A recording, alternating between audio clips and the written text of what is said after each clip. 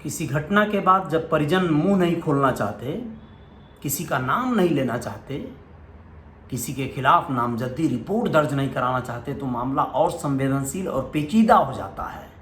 न जाने क्या मजबूरी होती है, न जाने क्या व्यवस्था होती है। कई बार तो ये कि पशुपेश कि आखिर किसने वारदात को अंजाम दिया होगा।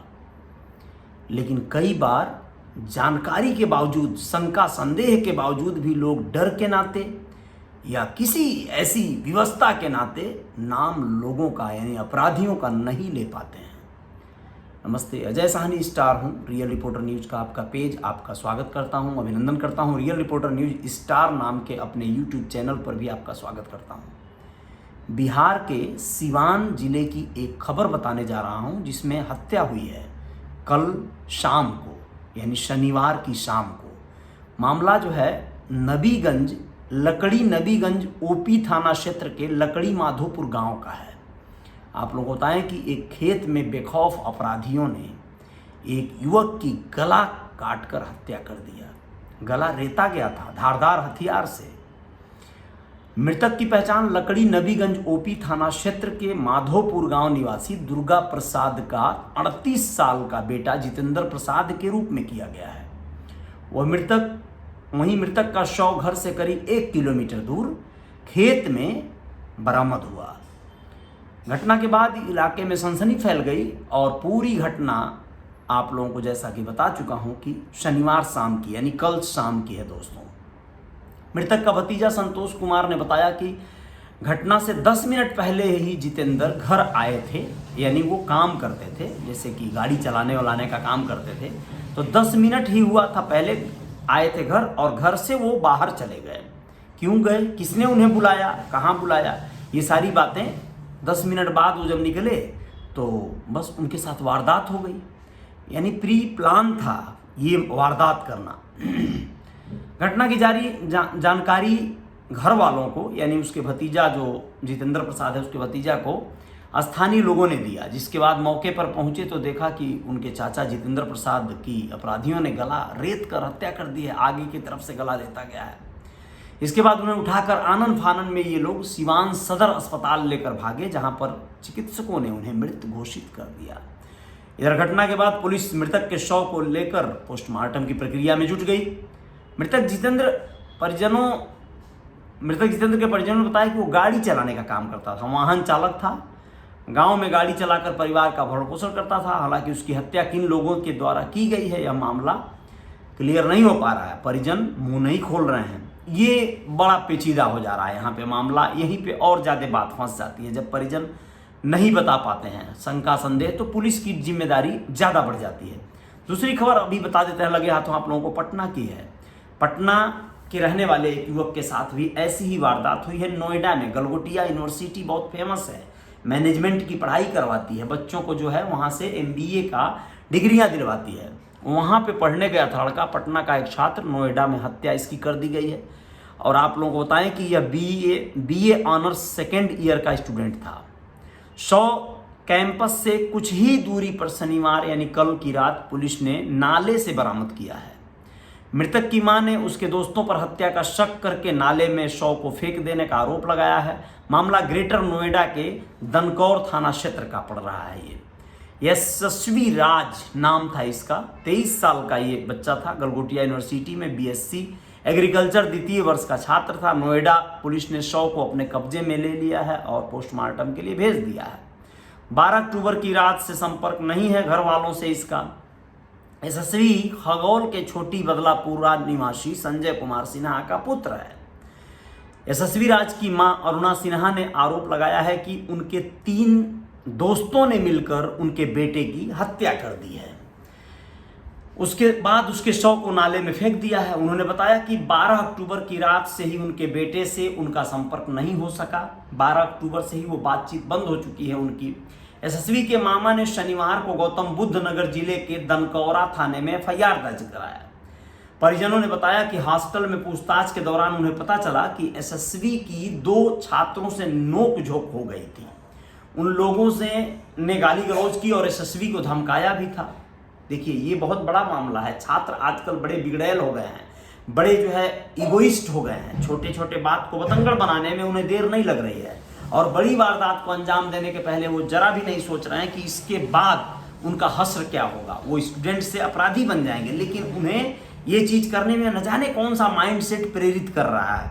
खैर, उम्र का ये तकाजा है, उस उम्र में ज़्यादा आगे पीछे की नहीं सोचते हैं बच्चे, भविष्य की नहीं सोचते हैं, तत्काल में जो आता है वो एक्शन लेते हैं। मौसी जो है यशस्वी की, प्रीति सिन्हा ने बताया कि यशस्वी की 12 अक्टूबर को 7 से पौने 8 बजे के बीच ऑडियो और वीडियो कॉल पर माँ से बात हुई थी। उसने कहा था कि 5 से 7 मिनट में हॉस्टल पहुंच जाएगा। उस समय भी वह लड़खड़ा रहा था, उस समय भी वो लड़खड़ा रहा था, ऐसा मतलब बताया जा रहा है घर वालों की तरफ से। फिर फ़ोन कट हो गया, फिर कॉल करने पर स्विच ऑफ आने लगा, यानी उस समय उसके साथ कुछ वारदात हो रही थी, ऐसा कहना है घर वालों का। तब से फ़ोन बंद था।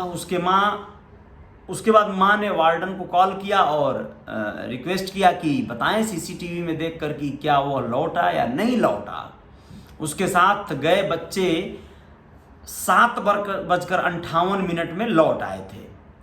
13 अक्टूबर की सुबह मामा ढूंढने गए, फिर पुलिस एक्टिव हुई और बाकी तीनों लड़कों से पूछताछ की गई। तब उन लोगों ने मामले को प्रेम प्रसंग की ओर मोड़ने की कोशिश की। इसके बाद 14 अक्टूबर को लड़के के एक और मामा और उनके बड़े भाई गए, जिसके बाद पुलिस ने ढूंढना शुरू किया। उस दिन तो आसपास ढूंढने पर नहीं मिला शव। शनिवार को पास के ही एक नाले में शव मिल गया।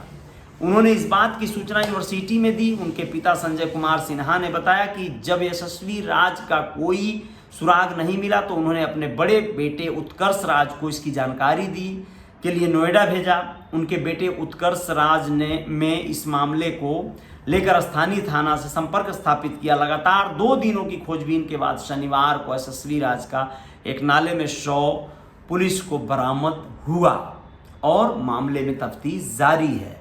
ऐसा लगभग तय है कि उसके दोस्तों ने ही उसकी हत्या की है। खैर, जो भी हो, लेकिन पुलिस निष्कर्ष तक पहुंच जाएगी। आज पहुंच भी गई होगी तो बोल नहीं सकते, लेकिन आप लोग ख्याल रखिएगा अपना। बहुत ज़्यादा बच्चों को, मतलब क्या कहा जाए, इसको ऐसा भी नहीं कहा जा सकता कि डर के मारे आप बच्चों को पढ़ाना छोड़ दीजिए, हॉस्टल भेजना छोड़ दीजिए, ऐसा नहीं हो सकता। लेकिन बस यही है कि आपके बच्चों को आप सीधा भी बना देंगे तो वो बच्चे, ऐसे जो खतरनाक बच्चे हैं, उनके साथ मात खा जाएंगे। यानी सोचिए, मैं कैसे कहूं कि आप अपने बच्चों को समझा के बुझा के रखिए, क्योंकि आप तो समझा लेंगे अपने बच्चों को, लेकिन कुछ ऐसे शातिर टाइप के लोग हैं जो खतरनाक हैं, उनके बच्चे भी खतरनाक हैं। वो बचपन से ही ऐसे माहौल में पल रहे हैं, ऐसे सोसाइटी सोहबत में हैं कि वो लोग एक्शन लेना जानते हैं। आज मैं एक बहुत शानदार, एक हमारे बहुत अच्छे एक्टिविस्ट हैं, उनका मैं फॉलोअर हूं और मैं उन्हें पढ़ते रहता हूं। उन्होंने अपने पोस्ट में लिखा था कि जिन पौधों को बहुत संभाला जाता है वे कभी वृक्ष नहीं बन सकते। ये बहुत बड़ी बात थी। गमले में जिन पौधों को हम लोग लगाते हैं घर की फुलवारी और क्यारियां और बालकनी सजाने के लिए, वाकई वो पेड़ नहीं बन पाते भाई, बल्कि लावारिस जो गुठलियां चूस कर हम लोग फेंक दिया करते थे गली कूचे में, खेतों में, वो पौधा पेड़ बन जाता था। तो आप अपने बच्चों को सहेजना तो है, उन्हें संभालना है, पढ़ाना है, लिखाना है, सिक्योर रखना है, लेकिन उन्हें समय और परिस्थितियों से लड़ने के लिए मजबूत भी बनाना होगा, उन्हें बलवान भी बनाना होगा, मुंह तोड़ जवाब देने की क्षमता भी उनमें पैदा करनी होगी। अपनी ओर से अपराध नहीं करना, ये समझाना है, सहेजना है, लेकिन अगर कोई उन्हें अगर कोई बहुत ज़्यादा उनके जान पर बन आए, उन्हें अगर कोई टॉर्चर कर रहा हो, उनको परेशान कर रहा हो, तो उन्हें लड़ना सिखाना पड़ेगा। मैं और भी कई मनीषियों को, ऐसे महापुरुषों को सुनते रहता हूँ। उसमें एक कहावत भी एक लोग कह रहे थे कि स्वामी विवेकानंद जी वाराणसी के घाट पर एक बार ऐसे गए थे और वहाँ पे जा रहे थे तो कुत्ते उन्हें दौड़ा लिए, बंदर दौड़ा लिए। बंदरों का बड़ा आतंक रहता है वहाँ काशी में, बंदर दौड़ा लिए बंदर दौड़ा लिए, क्या काटने लगे, वो एकदम थोड़े से घबरा से गए। तब तक एक राहगीर सज्जन व्यक्ति थे, उन्होंने कहा भागो मत, लड़ो। और वो पत्थर उठा लिए बंदरों की तरफ और मारने को दौड़ाए तो बंदर भाग पड़े। यानी आप प्रतिक्रिया जब देंगे ना तो आप सुरक्षित रह पाएंगे, अन्यथा आप मार दिए जाएंगे। तो अपनी सुरक्षा के लिए आपको लड़ना होगा, आपको डरना नहीं होगा, आपको लड़ाकू बनाना होगा बच्चों को, ये बात ध्यान रखिएगा। चलिए खैर, शुभ रात्रि, धन्यवाद, बहुत बहुत धन्यवाद, जय जयकार जारी रहेगी।